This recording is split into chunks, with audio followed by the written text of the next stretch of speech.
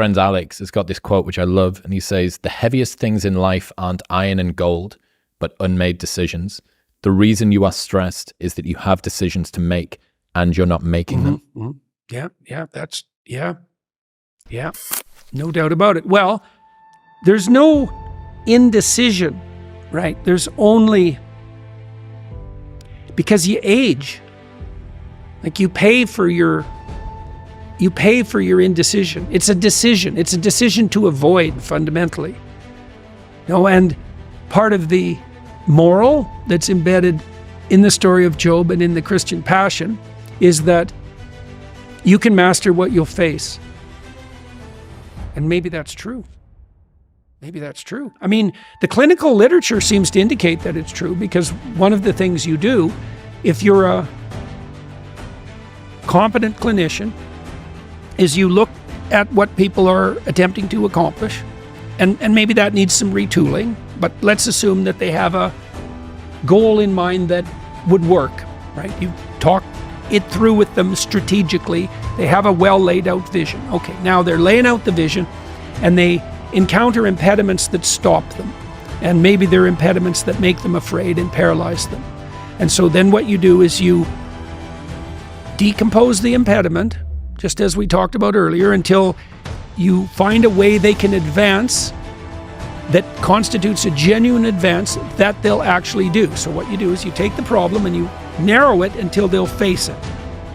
Okay, then they face it. Then what happens? They get more competent. That's what happens. And then they get better at facing all problems.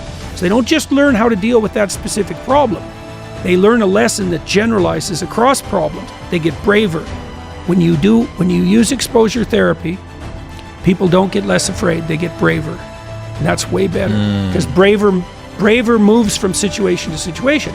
Okay, so the question is, here's the question.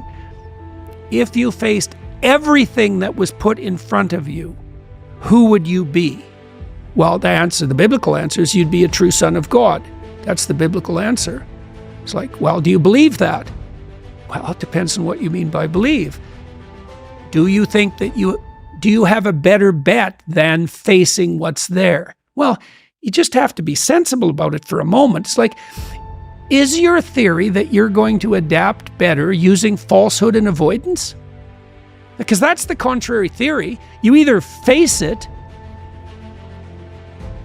and you do that predicated on the faith that something in you will respond if you do, or you don't face it.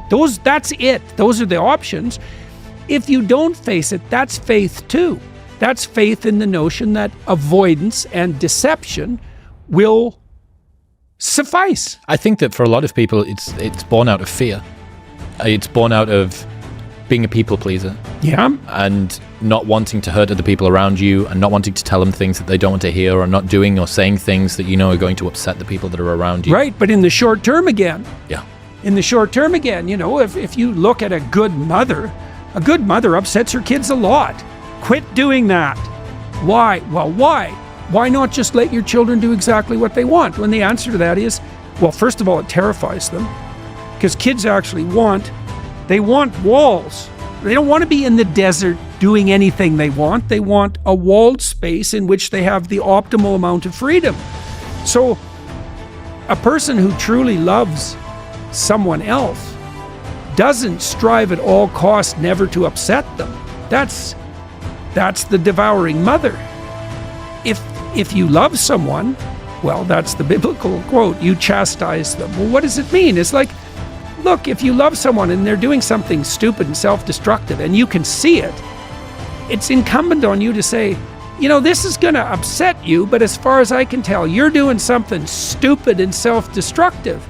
And then there's going to be a tussle about that, because they're going to say, well, who are you to judge? And that's a perfectly good question, is what makes you think you're right? And here's the reasons I'm doing this. And, these are the terrible experiences that I've had that have led me to take this path. And sometimes that can be really compelling. You meet people who are bitter and resentful, and then they tell you about their life, and you think, well, yeah, but then you meet people who've had just as terrible a life, who aren't bitter and resentful, right? And they're doing better.